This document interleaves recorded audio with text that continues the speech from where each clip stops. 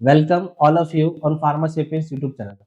Dear students, इस video में हम डिस्कस करेंगे फार्माकोलॉजी का बेहद ही important topic autonomic nervous system के बारे में। अक्सर बच्चे बोलते हैं कि सर ये जो टॉपिक है फार्माकोलॉजी का एएनएस बहुत ही टफ टॉपिक है। अगर आपको भी ये लगता है कि टॉपिक टफ है तो अंत तक इस वीडियो को देखिएगा, यहाँ के सारे कॉन्सेप्ट आपके क्लियर हो जाएंगे। हमारे ह्यूमन बॉडी में टोटल सिस्टम होते हैं 11। उन 11 सिस्टम में से जो सबसे कॉम्प्लेक्स सिस्टम है वो है नर्वस सिस्टम। नर्वस सिस्टम सबसे कॉम्प्लेक्स भी है, साथ ही में सबसे स्मॉलेस्ट सिस्टम भी है। स्मॉलेस्ट क्यों कहा? क्योंकि हमारे बॉडी का जो टोटल बॉडी वेट है उसका नर्वस सिस्टम जो होता है उसका वेट कितना होता है? 3% होता है, जो कि सबसे कम है।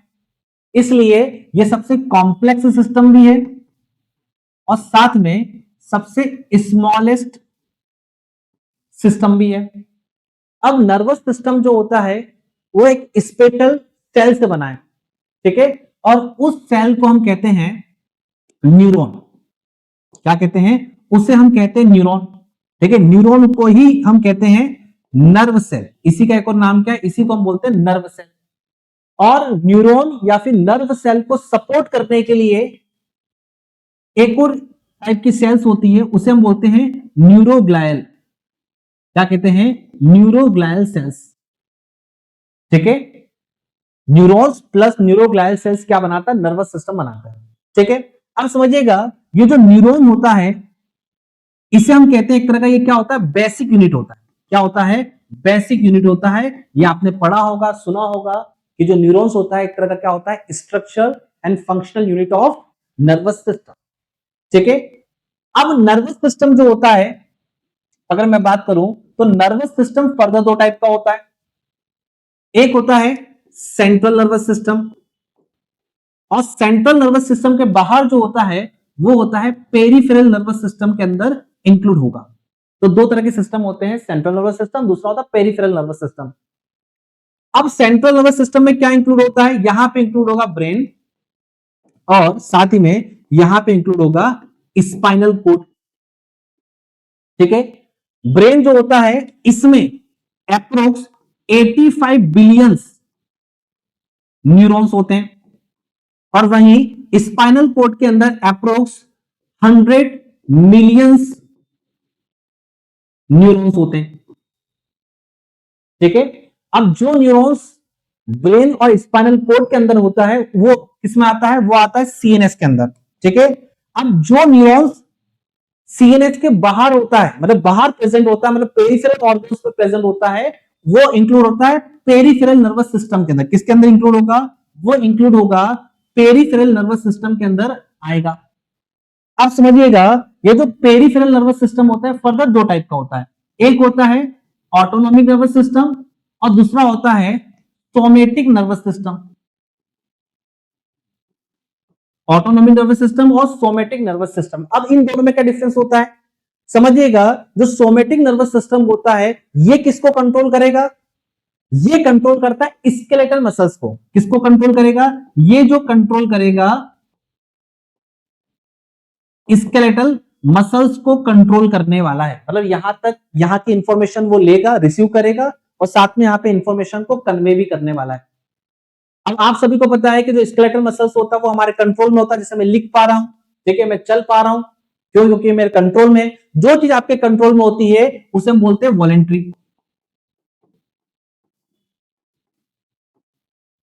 ओके, उसे कहते हैं हम वॉलेंट्री। सेकंड होता है एएनएस, जिसको हम डेप्थ में पढ़ने वाले हैं। As name indicate, okay, auto. Auto का मतलब ही होता है बेटा सेल्फ। ऑटो का मतलब ही होता है सेल्फ। ये सेल्फ स्टार्टेड है, ठीक है। जो चीज पे आपका कंट्रोल नहीं होता है उसे हम कहते हैं एक तरह से इनवॉलेंट्री। उसे हम क्या बोलते हैं? उसे हम कहते हैं इनवॉलेंट्री। उसे हम कहते हैं इनवॉलेंट्री, ठीक है। अब एएनएस किसको कंट्रोल करेगा? एएनएस कंट्रोल करने वाला है कार्डियक मसल्स को। ये कंट्रोल करेगा कार्डियक मसल को, ये कंट्रोल करेगा स्मूथ मसल को, और ये कंट्रोल करने वाला है ग्लैंड्स को, ठीक है। कार्डियक मसल, स्मूथ मसल और ग्लैंड को कंट्रोल करने वाला है एएनएस, ठीक है। ऐसा कह सकते हैं हम कि जो नर्वस सिस्टम होता है वो आपकी पूरी बॉडी को कंट्रोल करता है। जैसे आपके घर में आपकी दादी जी होंगे, आपकी माता जी होंगे, अगर आपकी शादी हो गई होगी तो आपकी वाइफ होगी, ठीक है। तो जो महिला मंडल होते हैं वो पूरे घर को कंट्रोल करते हैं, एक तरह के घर के वो होम मिनिस्टर होते हैं। वैसे ही हमारी पूरी बॉडी को कंट्रोल कौन कर रहा है? वो कंट्रोल कर रहा है नर्वस सिस्टम, ठीक है, नर्वस सिस्टम। अब एएनएस जो होता है इसके फर्दर टाइप्स होते हैं, ठीक है। एएनएस के अगर डेप्थ में समझे तो एएनएस के 3 टाइप होते हैं, ठीक है। पहला होता है सिंपैथेटिक नर्वस सिस्टम, ठीक है। सेकंड होता है पैरा सिंपैथेटिक नर्वस सिस्टम, और लास्ट होता है इसे हम कहते हैं एंटेरिक नर्वस सिस्टम, ठीक है। जो हमारे लिए मेन है वो है सिंपैथेटिक और पैरासिम्पैथेटिक, ठीक है। और एंटेरिक क्या होता है वो भी आपको बताऊंगा मैं। अब ये सिस्टम कब एक्टिव होते हैं? जब भी आपको सिंपैथी चाहिए, जब भी आपकी लाइफ में कोई इमरजेंसी कंडीशन आए, जैसे मान लीजिए आपकी शादी हो गई हो और आपकी वाइफ से छोटी सी बात पे झगड़ा हो जाए, शाम तक आप उस झगड़े को भूल भी जाओ और नेक्स्ट दिन क्या हो कि वाइफ मार्केट से एक ब्लू कलर का ड्रम लेके आ रही है, ठीक है। तो वो क्या होगा? एक तरह की इमरजेंसी कंडीशन हो गई। और जब भी इमरजेंसी कंडीशन होती है तब कौन सा सिस्टम एक्टिवेट होता है? सिंपैथेटिक। इमरजेंसी कंडीशन में कौन सा सिस्टम एक्टिवेट होगा? सिंपैथेटिक। ओके, अब इसे हम fight, fear and flight response भी कहते हैं, ठीक है। फाइट जब कभी लड़ाई हो रही हो, जब आपको डर लगेगा, फियर, जब आप भागोगे तब कौन सा सिस्टम एक्टिवेट होगा? सिंपैथेटिक। अब बात करते हैं पैरासिम्पैथेटिक। तो पैरासिम्पैथेटिक जब भी आप आराम करते हैं और जब भी आपकी बॉडी में डाइजेशन होगा उस समय कौन सा सिस्टम एक्टिवेट होगा? पैरासिम्पैथेटिक, ठीक है, पैरासिम्पैथेटिक। तो इसे हम कहते हैं रेस्ट एंड डाइजेस्ट कंडीशन। क्या कहते हैं? रेस्ट एंड डाइजेस्ट कंडीशन, ठीक है, इसे हम कहते हैं रेस्ट एंड डाइजेस्ट कंडीशन। अब थर्ड जो होता है वो होता है इंटेरिक नर्वस सिस्टम। अब देखो इंटेरिक जो होता है ना बेटा, इंटेरिक का मतलब ही होता है इंटेस्टाइन, इसका मतलब ही होता है इंटेस्टाइन या कहें तो जीआईटी। अब ये जो सिस्टम होता है कहां प्रेजेंट होता है? ये प्रेजेंट होता है जीआईटी की वॉल में, मतलब ये कहां प्रेजेंट होता है? गट वॉल में प्रेजेंट होता है, ठीक है। और सिंपैथेटिक और पैरासिम्पैथेटिक दोनों मिलकर, सिंपैथेटिक और पैरासिम्पैथेटिक दोनों मिलकर क्या करेंगे? ये दोनों मिलकर इसको कंट्रोल करने वाले, मतलब इंटेरिक नर्वस सिस्टम को कंट्रोल करेंगे, ठीक है। तो सिंपैथेटिक और पैरासिम्पैथेटिक क्या कर रहे हैं? इंटेरिक नर्वस सिस्टम को कंट्रोल कर रहे हैं। और इसका जो फंक्शन है वो कहां तक सीमित है? वो सीमित है जीआईटी तक। अब इसको मैं अलग से क्या बोल दिया? एक सिस्टम बोल दिया। क्यों बोल दिया? क्योंकि इंटेरिक नर्वस सिस्टम में क्या होते हैं?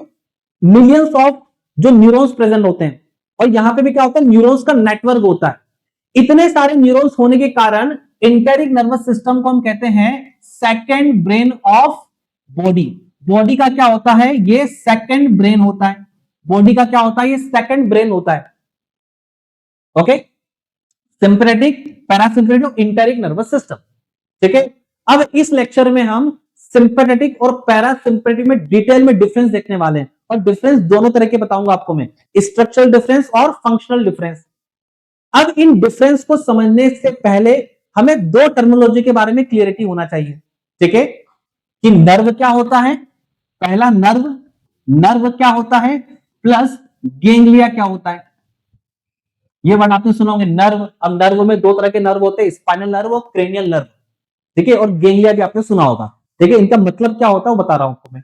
मान लीजिए ये ब्रेन है, मान लीजिए ये ब्रेन है, ठीक है, और मान लीजिए ये क्या है? ये है स्पाइनल कॉर्ड। क्या है ये है स्पाइनल कॉर्ड, ठीक है। अब आपको पता है कि ब्रेन और स्पाइनल कॉर्ड में क्या होते हैं? यहां पे होते हैं न्यूरॉन्स प्रेजेंट होते हैं। तो इस तरह से मान लीजिए न्यूरॉन का स्ट्रक्चर आपने इस तरह से देखा होगा, ठीक है। ये जो पार्ट होता है इसे हम कहते हैं सेल बॉडी। क्या बोलते हैं? इसे हम कहते हैं सेल बॉडी। और इस पार्ट को हम कहते हैं बेटा एक्सोन। एक तरफ होता है सेल बॉडी और एक होता है एक्सोन। ठीक है, अब आपको जैसे बताया मैंने, ब्रेन और स्पाइनल कॉर्ड में बहुत सारे न्यूरॉन्स होते हैं। ठीक है, तो मान लीजिए यहां पे ये एक न्यूरॉन है, ओके, ये एक और न्यूरॉन है, ये भी एक और न्यूरॉन है, और ये भी एक और न्यूरॉन है। ठीक है, ये हो गया सेल बॉडी और ये हो गया एक्सोन। अब सीएनएस के अंदर ये जो सेल बॉडी का ग्रुप बना है, मतलब आपने क्या करा, बहुत सारे न्यूरॉन्स को रख दिया साथ में, और ऊपर जो सेल बॉडी का ग्रुप बना है, इस ग्रुप को बेटा हम बोलते हैं क्या, न्यूक्लियस। क्या कहते हैं, न्यूक्लियस। अब न्यूक्लियस क्या होता है, group of cell body in CNS. ठीक है, सेकेंड, यहां पर बेटा ये जो एक्सोन है और ये जो एक्सोन का एक बंडल बना है, ये भी एक तरह का क्या बन गया, ग्रुप बन गया। तो bundle of axon in CNS, ठीक है, इसे क्या कहते हैं, इसे हम कहते हैं ट्रैक्ट। इसे क्या कहते हैं, इसे हम कहते हैं ट्रैक्ट। ठीक है, तो यहां पे अगर सेल बॉडी का ग्रुप बना है सीएनएस में तो उसे हम कहते हैं न्यूक्लियस, और एक्सोन का ग्रुप बना है तो उसे हम बोलते हैं ट्रैक्ट। ठीक है, अब समझिए ये जो सीएनएस है, मान लीजिए फॉर एग्जांपल ये हार्ट को कंट्रोल करने वाला है। अब हार्ट को कैसे कंट्रोल करेगा, दोनों के बीच में कनेक्टिविटी होगी, और कनेक्टिविटी किसकी होती है, न्यूरॉन्स की होती है। तो मान लेते इस तरह से यहाँ पे, ये यहाँ पे बहुत सारे न्यूरॉन्स जा रहे हैं, बहुत सारे न्यूरॉन्स जा रहे हैं। अब ये न्यूरॉन का ये पार्ट तो हो गया एक्सोन, ये तो हो गया एक्सोन, और यहाँ पे बेटा ये होता है सेल बॉडी। मान लीजिए ये क्या होता है, सेल बॉडी, और यहाँ पे मान लीजिए इस तरह से ये भी एक्सोन होता है। और ये एरिया किसमें है, ये एरिया है पीएनएस में। किसमें है, पीएनएस में, मतलब पेरिफेरल नर्वस सिस्टम में। अब पीएनएस के अंदर बेटा जो सेल बॉडी का ग्रुप बनता है, जैसे यहां पे ग्रुप बना तो उसे बोलते हैं न्यूक्लियस सीएनएस में। अब पीएनएस में जो सेल बॉडी का ग्रुप बनता है, ठीक है, लिख देते हैं group of cell body in PNS, in PNS. ठीक है, उसे हम कहते हैं गैंग्लिया। उसे हम क्या कहते हैं, उसे हम कहते हैं गैंग्लिया, मतलब group of cell body in PNS called ganglia. अब समझिए यहां पर भी क्या हुआ है, यहां पर भी मतलब यहां पे जो एक्सोन, इसका भी बंडल बना है पीएनएस में। तो इस एक्सोन के बंडल को जो पीएनएस में बना है, इसे हम कहते हैं क्या, इसे हम कहते हैं नर्व। इसे हम क्या कहते हैं, इसे हम कहते हैं नर्व।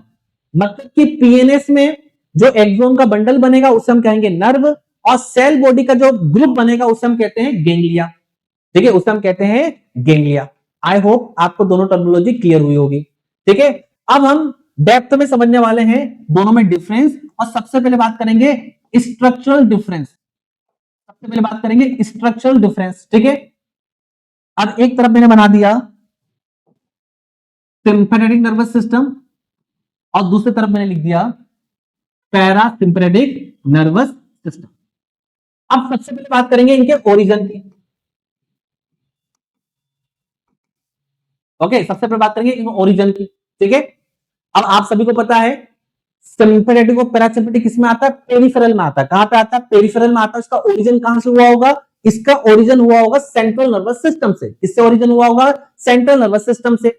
मान लीजिए ये ब्रेन है, और ये जो है ये है स्पाइनल कॉर्ड। क्या है, स्पाइनल कॉर्ड। अब ब्रेन से जो नर्व निकलती है, मान लीजिए इस तरह से ये ब्रेन से नर्व निकल रही है।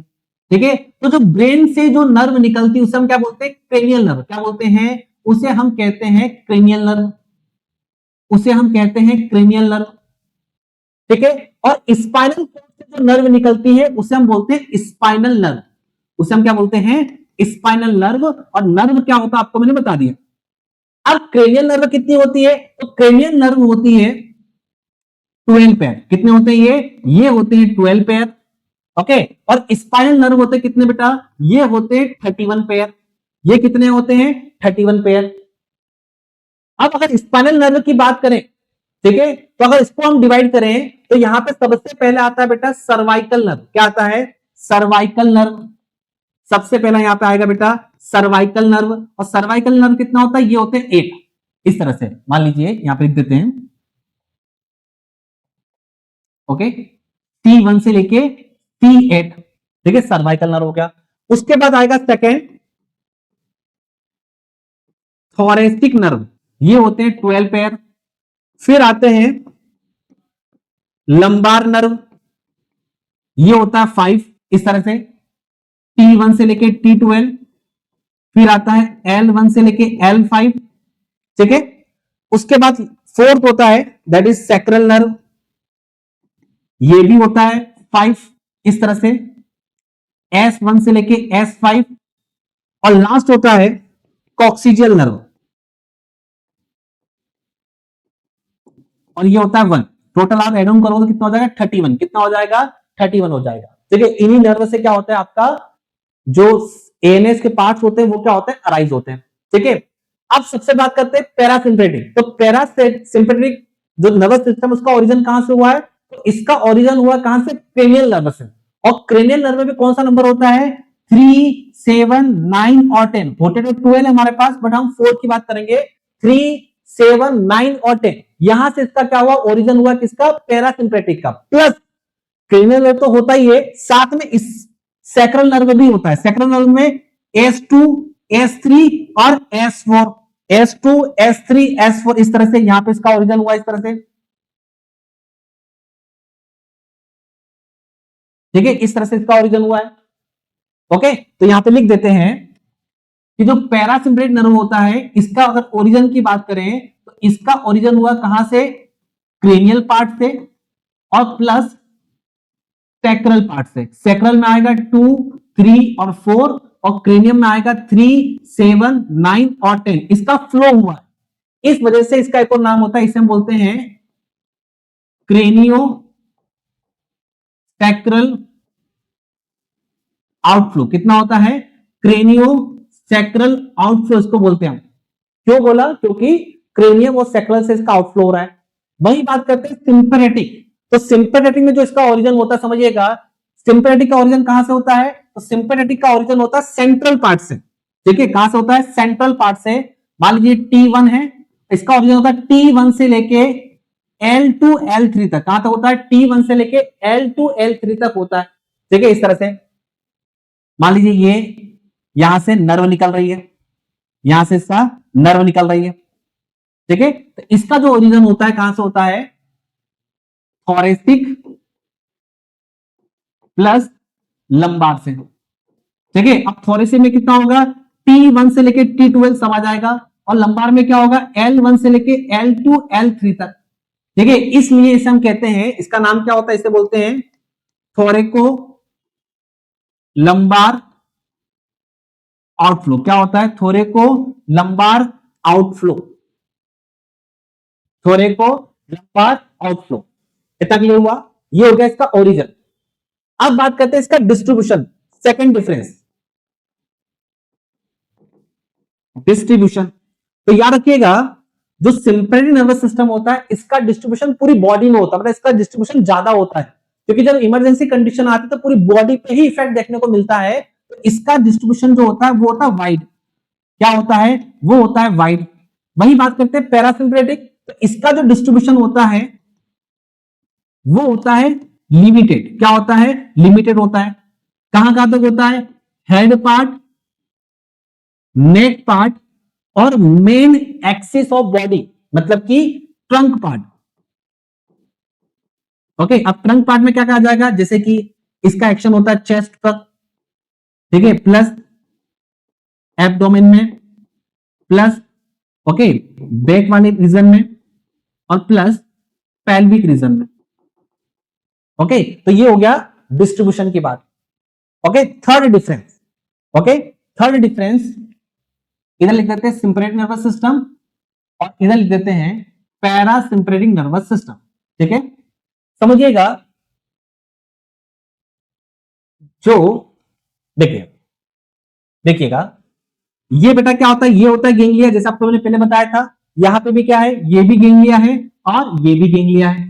ठीक है, समझिएगा ये होता है गेंगलिया। ओके, यहां पर फिर जा रहा बेटा इस तरह से नर्व, और मान लीजिए बेटा यहाँ पे ये ऑर्गन है, यहाँ पे क्या ये ऑर्गन है। वहीं बेटा मान लेते हैं यहाँ पे एक ऑर्गन है जहां पे इंफॉर्मेशन जाना है, और यहाँ पे भी क्या बेटा इस तरह से ये नर्व है, ये नर्व है। ठीक है, और ये हो गया गेंगलिया। अब गेंगलिया के पहले जो नर्व होती है उसे हम कहते हैं प्री गेंगलियोनिक फाइबर। क्या बोलते हैं, प्री गेंगलियोनिक फाइबर। क्यों बोला प्री, मतलब पहले। और गेंगलिया के बेटा जो बाद में पोस्ट गेंगलियोनिक फाइबर, क्या बोलते हैं, पोस्ट गेंगलियोनिक फाइबर, मतलब गेंगलिया के पहले प्री और गेंगलिया के बाद में पोस्ट। वही बेटा ये है गेंगलिया, इसे बोलेंगे प्री, क्या बोलेंगे, इसे बोलेंगे प्री, और इसे बेटा बोलेंगे पोस्ट। गेंगलिया के बाद में मतलब पोस्ट।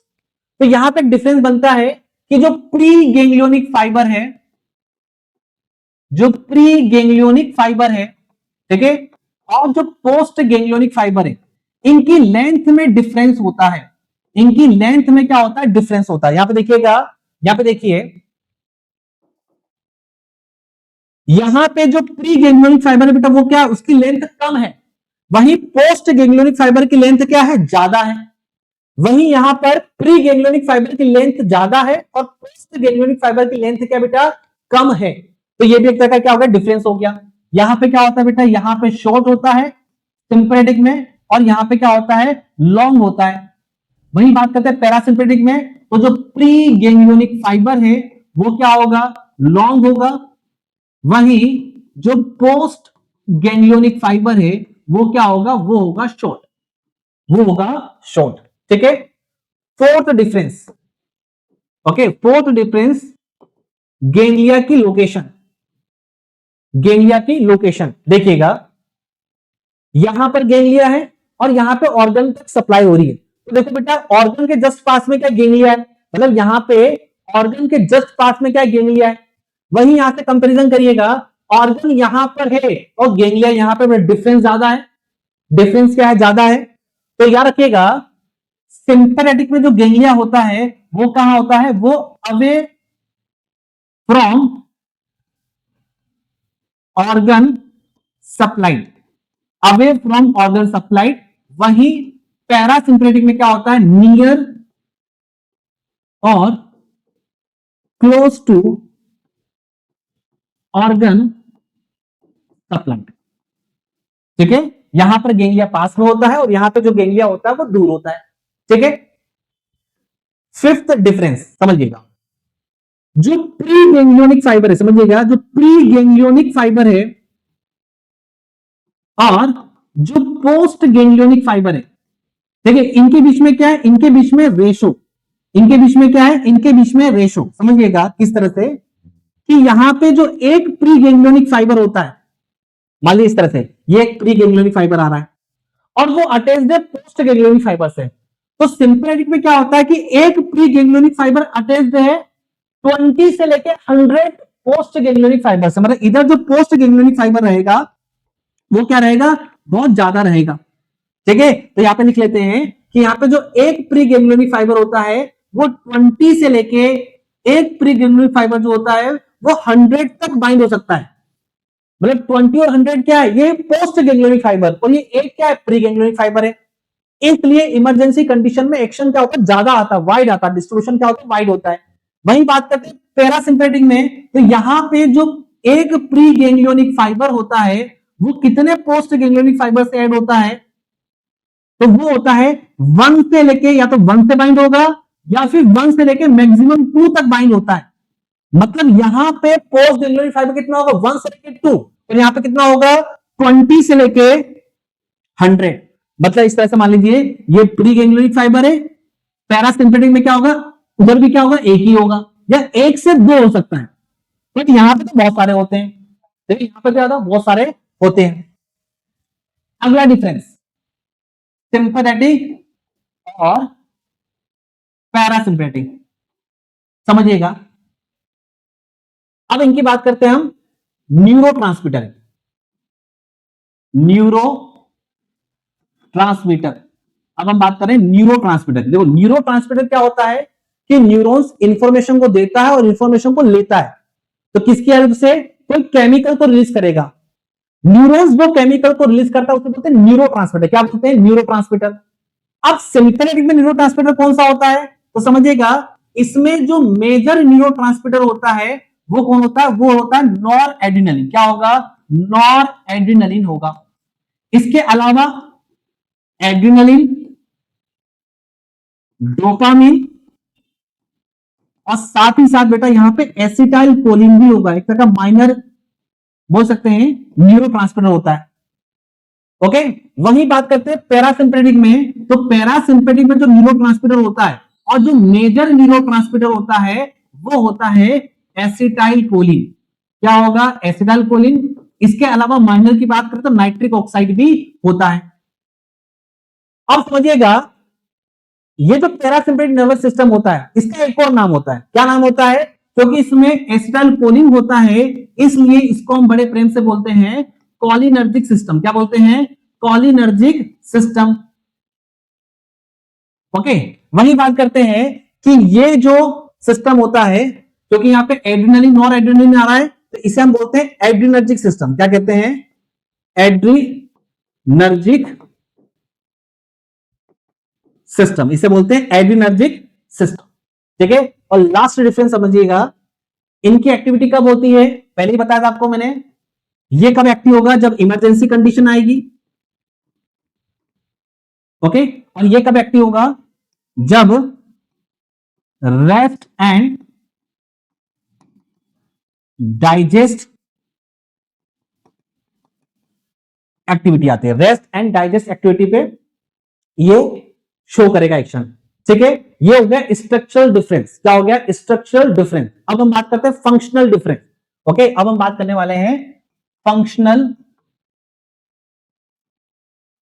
डिफरेंस। ठीक है, इधर लिख देते हैं सिंपैथेटिक नर्वस सिस्टम और इधर लिख देते हैं पैरासिम्पेटिक नर्वस सिस्टम।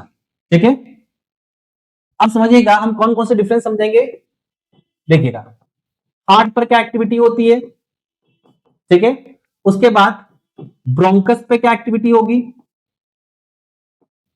थर्ड, आई पर क्या एक्टिविटी होगी? फोर्थ, ग्लैंड पे क्या एक्टिविटी होगी? फिफ्थ, जीआईटी पे क्या एक्शन शो करेगा? Sixth, urinary bladder,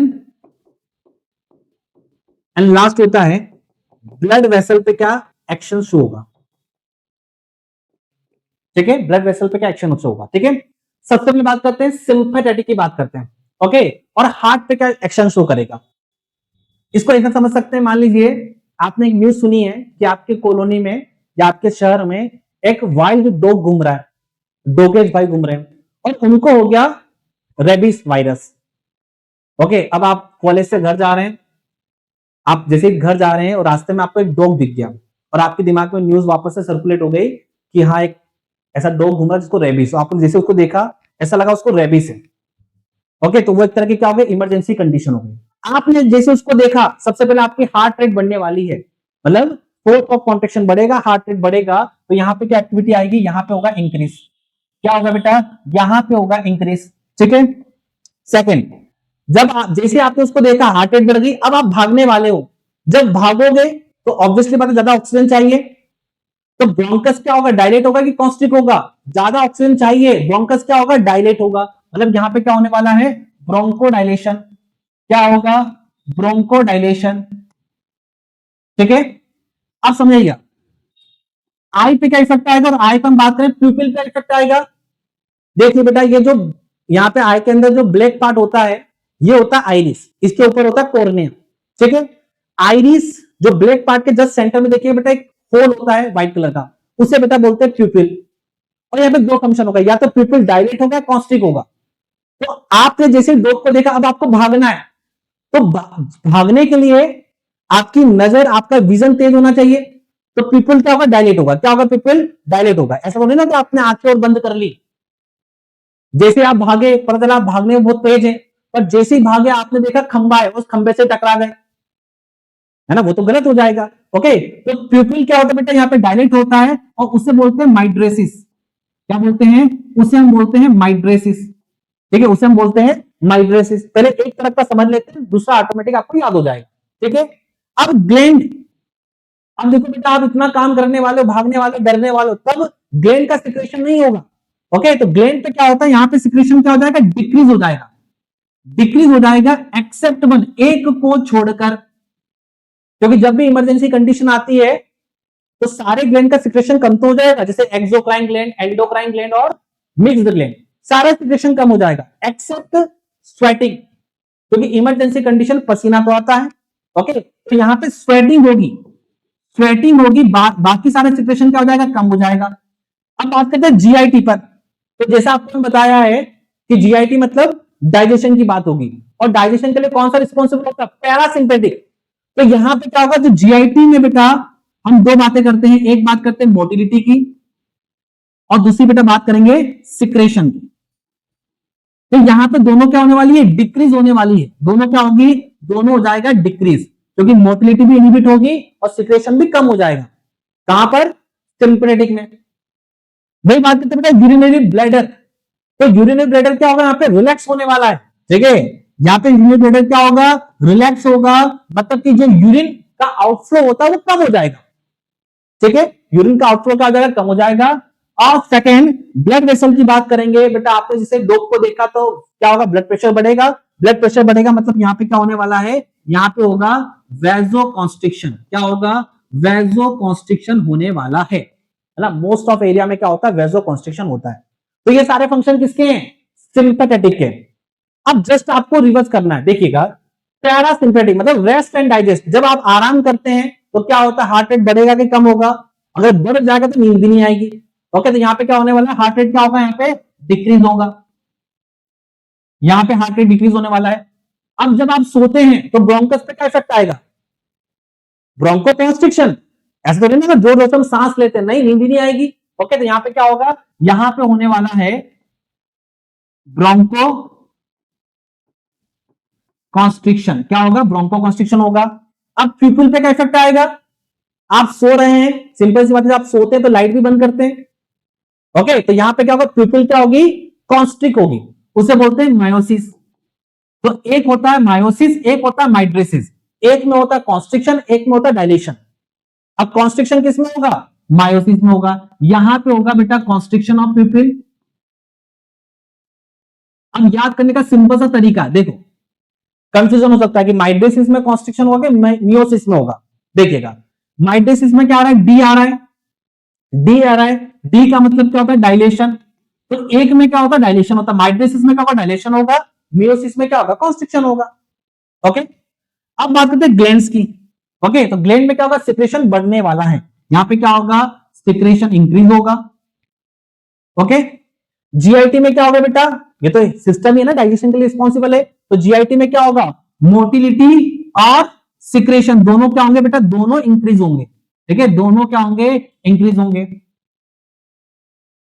urinary bladder पे क्या होगा बेटा, यूरिनरी ब्लैडर क्या होगा, कॉन्स्ट्रिक्ट होगा। क्या होगा, ये होने वाला है कॉन्स्ट्रिक्ट।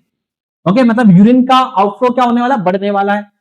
और लास्ट होता है बेटा ब्लड वेसल पे क्या इफेक्ट आएगा, तो यहां पे होता है वेसोकॉन्स्ट्रिक्शन, तो यहां पे होगा बेटा वेसोडाइलेशन।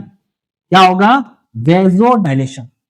ठीक है, तो हमने डेप्थ में समझा है structural and functional difference between sympathetic and parasympathetic. ठीक है, आई होप आपको ये वीडियो पसंद आया होगा। इसी तरह से मोर इंफॉर्मेटिव वीडियोस के लिए हमारे यूट्यूब चैनल को सब्सक्राइब करिए। बहुत बहुत धन्यवाद।